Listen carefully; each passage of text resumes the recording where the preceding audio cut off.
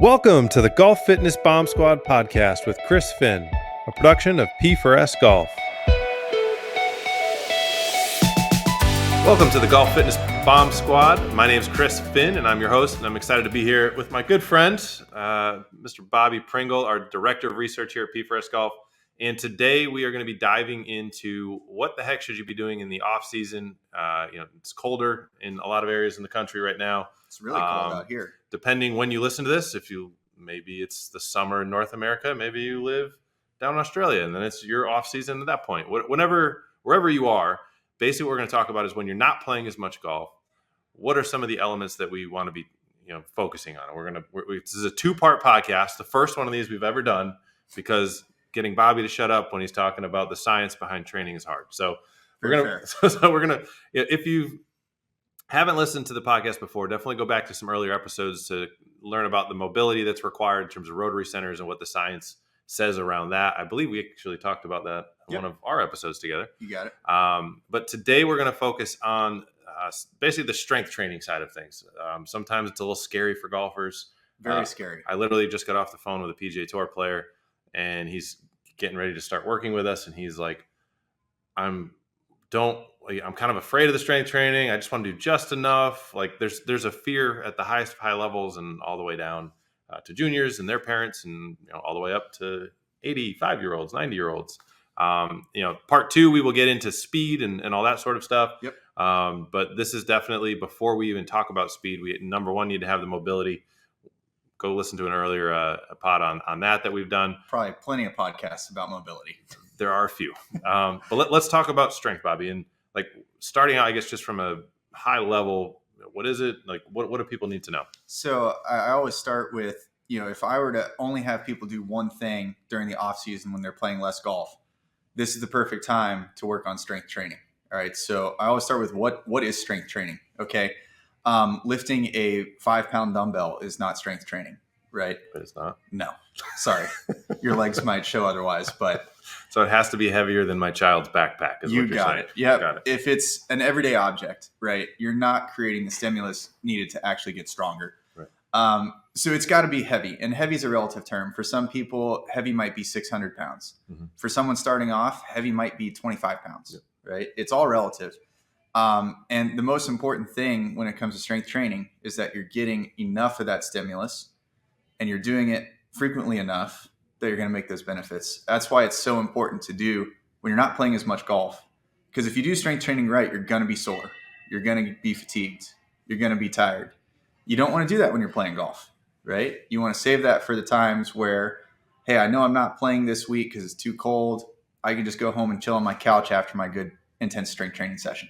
For sure, yeah. Now, when we're talking about strength training, like, are we talking like bodybuilding, like Arnold, like the Schwarzenegger, or are we talking about? You go on Instagram, going anywhere on social, Instagram, Facebook. You just scroll, it's type fitness. You got people flipping tires. You got other people doing Pilates. You got some people doing yoga. Golf fitness. That's a scary tag. You got people swinging golf clubs on Bosu balls. Right. Like what the heck is like? What are we talking about when we're saying strength training? Let's keep it as simple as possible. All right. So to be as time efficient as you can, you want to emphasize compound movements. What the heck's a compound movement? A squat, a deadlift, right? So multiple joints moving. Multiple muscles, multiple joints, big movement patterns. So me doing my curls, my arm curls. Curls for girls. It works for Bobby Ray. What if I move my wrist too? Then it's multiple joints, right? Yeah, not necessarily. All right, so curls don't count. Got it. If you have all the time in the world, do some curls. They're fun, right? Yep. They make you feel good about yourself. But if you're just trying to improve your golf performance, that's not going to move the needle. Right. So you really need to emphasize big movements that work a lot of your muscles. Mm-hmm. The other thing is you need to do them with heavy enough weights. This is the biggest mistake I see people make. Is a general rule of thumb is if you can do 10 reps with a certain weight and you stop and you're like, man, I could have done 10 more. That's a complete waste of time. Mm-hmm. Okay. That might be good for a warm-up set to get your body moving, but you need to be working in a range where like 5 to 10 reps is really difficult, mm-hmm. right? That last rep, you actually had to struggle. Right. And that's something that a lot of people, first of all, they've never done that before. Mm-hmm. So it can be a little scary. 100%. Yeah. And then there's a lot of bad myths around that, right? Oh, it's going to make me slow. It's going to make me tight. Maybe in the short term, but that's why we do this during the off season, so that you can actually put that intensity that you need to get stronger. For sure. Yeah. And it's actually funny. I went to the gym this morning. I did bench today and some shoulder stuff. And there's the basketball court. So I went and I started trying to dribble and shoot. And it was literally like lifting lead off my arms trying to shoot. Right. Or you pull up and the ball is like 40 feet over the basket. Exactly. Like, right. Exactly. But I think that to your point of what you're saying, the myth, I think a lot of people think if I lift heavy, that's how I'm going to feel for the next 3 days. And that's not true. Literally in like 6-7 minutes, you're back to normal. Like you're good, you're fine, right? And people stop laughing at me as I can't even reach the hoop on the shot because my arms literally feel like lead. But that's just there's an acute or short term fatigue that goes away. And I think the other thing people don't think about is like actually going through those bouts of difficult strength training actually helps your recovery, which actually helps you. Think of the golf course where you hit a ball, you got to wait 5 minutes, walk to the next one, hit it again, there's an endurance element that will come from the getting stronger. There's also mobility that you're able to maintain because you're strong enough to actually keep it. Like so many benefits, really, unless you're a moron with your strength training, there's not really a downside. I tell people all the time, because people ask, well, is getting stronger going to help me swing faster? Mm-hmm. I always make a poker analogy, right? Getting really strong is like giving yourself a really good starting hand in poker. Mm-hmm. It doesn't guarantee that you're going to win, right? But it sets you up for success, and it gives you a really high likelihood that that's going to happen. Right. My other point is, if you look at stronger people versus weaker people, just make a general comparison. Stronger people are going to get hurt way less, and they're going to recover a lot quicker. Mm-hmm. One of the biggest things, we actually ran this little study just kind of looking at numbers a couple weeks ago. And we looked at people who have been working out with us for a long time. And then we looked at people who hadn't, maybe just starting up, right? The folks who were just starting up with us, say they threw their back out, right? They're going to take 3 months before they're really feeling good again and getting back to normal. Yep. We had a member in here the other day who got to the point his hip hurt so bad he was scared to play golf. He literally played the next day after a session. Yeah. He's been doing strength training for 5 years. Right. He was Bob. Yeah. He's been here 3, 4, 5 times a week for 5 years at least. Yep. And he was like, my hip is killing me. 1 session, he's back to normal. Yeah, and I think that's definitely an important connection point that isn't made in the general public, and I think even less so with golfers, is that the stronger that you are, I think some people, you had the whole Bryson kind of, that thing was made kind of big. Yeah, right. And like, so people are like, oh, if I get bigger, you look at the long drive guys and you're like, oh, they're pretty big humans. They're all big guys. Right. And so, you think of, bigger, stronger, faster. I think we don't necessarily think bigger, stronger, I can recover from an injury quicker, or I'm less likely to get hurt.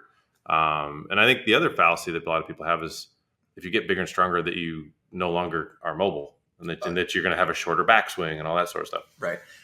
You asked, like, is this bodybuilding style training? I don't think it's so far off from that, because if you actually go back and look at like your 70s and 80s, the golden age of bodybuilding, those guys were doing the splits. Right. They were like crazy flexible. They're huge, right? You don't have to be muscle bound and tight just because you're super strong. Right. They're two completely different physical qualities, not to get too sciencey, but they're not going to be, negatively affecting each other. Right. You can be super flexible and super strong. They're not mutually exclusive. You can have both. And I think the other piece that this is early on in my career, I made a circle with like 4 quadrants. Yeah. And now we use it all the time, which I think is kind of funny, because I was just trying to explain it. I think I was explaining to like a kid, and I was like, or maybe his parent, and I was like, right. How do we? Yeah. And they're like, well, he's stronger. Why isn't he faster? I'm like, well, look, because there's these different quadrants, and yes, he's more mobile, and yes, he's stronger. So like, AKA, I did my job, right? But there's these other quadrants of technique and equipment, and you can get into kinematic sequencing, kinetic usage of the ground, and those. It's really getting into the weeds. But the kid, he was a terrible golfer, and like he had no efficiency whatsoever in his golf swing. And that's, to your point, you can get really strong and you can get really flexible, particularly in the hips and the shoulders and the spine and the neck in terms of rotationally. But just because you do that doesn't guarantee the speed is going to be there. What it does do is it increases the potential for speed, correct? It makes it easier to gain speed, right? Like I remember the first time I picked up a driver in our facility. Mhm. This is like when I just started out, right? This is when, for all of you listening, It this is was- when Bobby was an intern. It was coaching classes at hideous 6 in the golf morning. swing. Yeah. Also, you at 6 in the morning is pretty hideous too. Just all around. Just It was nobody wants to really talk to ugly. you. But I'd been doing some pretty heavy powerlifting training for a while. Yeah. And I picked up a driver who was swinging like 120. Yeah. Now, it wasn't sustainable. It looked awful. Yeah. I don't even know if I made contact with the ball. Right? Questionable. We'll have to go look at old video. There's probably a ball still in the ceiling of the old facility I mean, from that swing. You know, we actually got our security deposit back when we left That's there. shocking. Yeah, the amount of holes that we left in those walls is, I wasn't expecting it, but Regardless, the point is, right, I had a good potential to build swing, Mhm. right? But then I'm not going to get faster just by getting stronger, right? We have another coach, Garrett, right? He's at the time, like a U.S. record holder for his weight class. Yeah. I have to tell him all the time, he's going to be mad if I call him out on this. Like, you don't need to squat 600 pounds more. Right. We got to work on your swing technique at this point. Exactly. Exactly. You're just muscling it. You don't have the technique to actually turn all that potential into speed. Yeah, and I think that's such an important piece for everyone listening, that it's a multifaceted approach. When obviously 100%. we talk about mobility all the time. Strength to me is like the ugly stepchild of golf performance training. The golfers don't want to talk about strength because it's hard. You got to it doesn't happen immediately. Like it takes a long time. Right. Like you have to show up and do the work, but we can go get a speed training device and magically my nervous system made me faster, or I can do mobility and, literally within 2 weeks, my pain feels better. You see the quick gains. Like there's these quick gains. Strength is this middle ground of grinding a little bit in a program for people where, but it doesn't have immediate results, but it just amplifies where all of a sudden the mobility now sticks. Right. It doesn't revert and you continually have to roll the same spot all the time. The speed sticks. The speed sticks, right? So, no pun intended, I guess, speed sticks. Whoops. Didn't even see that one. But I think the point that is missed for people is, while it's not the most exciting part, I think it's probably one of the most important, because not only does it, increase the speed of recovery and do all these other great things, increase your potential for speed, but it also amplifies the other elements of the physicality that we're trying to get you to have when it comes to swinging the golf club. Yep. I would add too, it's the fountain of youth when it comes to longevity, right? Once you get to a point where you're able to maintain high levels of strength throughout your whole lifespan, that just opens the door for you to enjoy life, golf, all of that good stuff longer and longer. Right. So I would be remiss. Sorry, I can't even speak. I'd be remiss if I had you here and didn't ask for a number. So you're the numbers guy. Yeah. So if for everyone listening, if you are, the big lifts that we always talk about, obviously there's lots of things you can do, but the big ones that we've kind of looked at it, actually we've looked a lot, but these are the ones we use as benchmarks. Is you have kind of the bench press, you have the squat, you have the deadlift, you have the row. What if you had to give people an idea of how strong is strong enough, or a number to shoot for, how would you guide that conversation? So I would start with asking the person what's their experience, right? Have they been doing strength training for a long period of time or a short period of time? It's also about what are your goals, right? The benchmarks are different if you want to be top 16 in the world long drive than if you just want to be able to play, on a golf trip for 4 days straight, right? I think a good general rule of thumb is, first, you should be able to do all of those lifts with a barbell, right? Not everyone comes in and has the motor control or the movement patterns to even do those in the first place. Nope. Right? They do not. Can confirm. I mean, I've seen some squats where I was like, is that what you got from what I described? I'm like, I must have said something wrong, because that's not a squat. Yeah. So I want people to be able to do that in the first place. Right. Just start there, right? Then you want to try to build up. Look, a good benchmark for your lower body, the squat and the deadlift, is if you can at least do your body weight, you're ahead of a lot of golfers out there, right? If you want to talk about, hey, I want to set club head speed records, right? Then, okay, we need to bump that number up. right? 1 time's body weight isn't going to cut it. Mhm. You're now looking at 1.5, Mhm. 2 times, Yeah. right?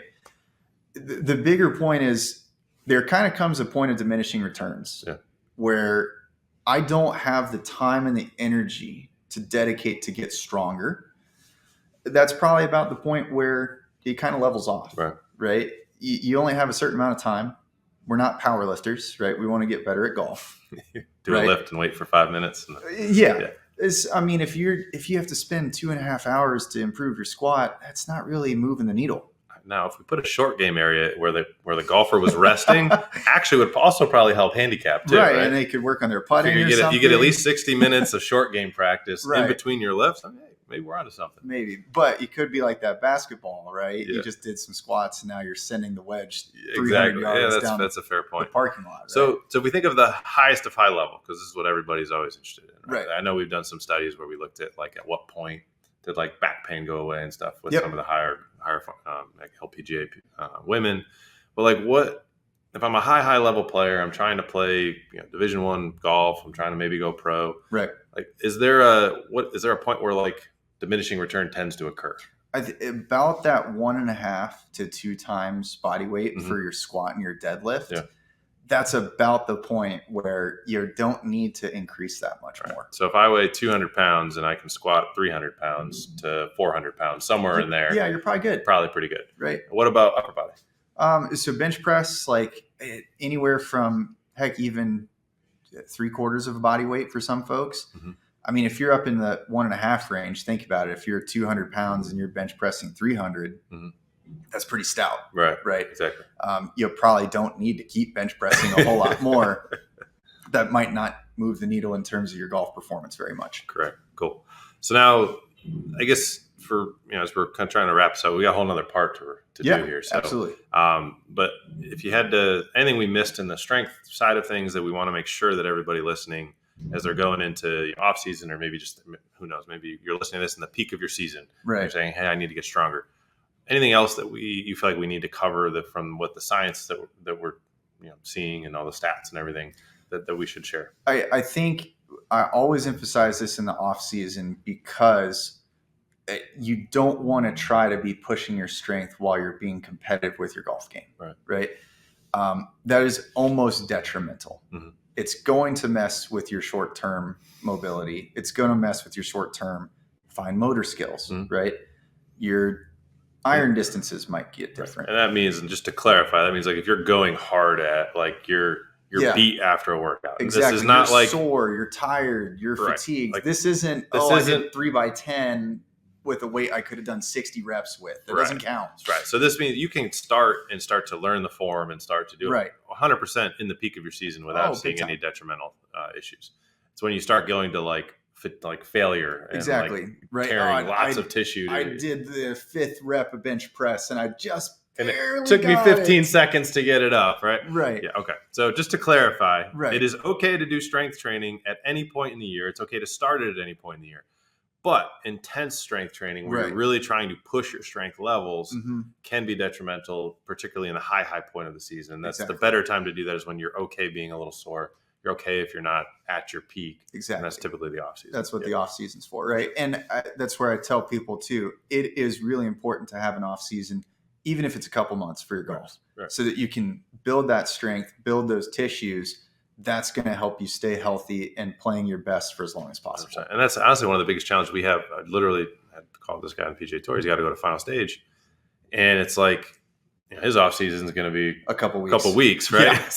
So you're really looking at like the highest of high levels are like starting to do strength training at a time where, if they can do it at any point, like before final stage of Q school, like anybody listening, you can do it. Now, granted, it's going to be, let's look at technique. Let's start light. Let's just get body used to moving in these patterns again. We're not throwing a barbell and say, all right, let's go. We're going 90% of your 1 rep max till failure and just going to keep going. That sounds awful. And that would not be good for the golf. That's off season stuff. Yeah. I just had to get that in there because that's one of my biggest pet peeves when I talk to a golfer and they're like, I can't start right now. I'm playing golf. I'm like, dude, you can start. Like please start now because you're going to get way better. Like he's like, I got 3 more months of golf. I'm like, well, you're going to suck in 3 months relative to what you could have been if we started now. Right. You'd be so much better at the end of that 3 months if we started now than if you do nothing and then you wait to start. Exactly. Now, if you're waiting, now you're 3 months weaker. Right. Like you were not. Like, so it's anyway. And the best time to plant a tree was 20 years ago. Amen, brother. Right. Amen. The best time to start your strength training program was yesterday, folks. Yeah, well, that's the second best time. Is yesterday. Yeah, that's true. Third best time is today. Yeah. There you go. Cool.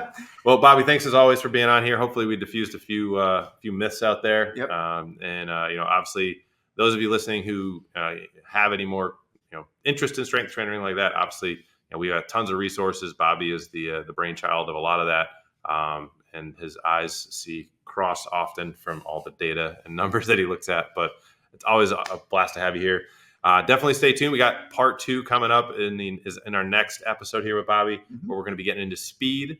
And obviously, most of you care more about that, but strength you should care more about. But we definitely got to talk about speed and the science behind that. And there's actually a lot of things to watch out. Honestly, I think more things to watch out for when it comes to speed than strength. I think a lot of nuance. I think speed training actually is probably more dangerous than strength training. Oh, if I had to rate them in terms of injury rate.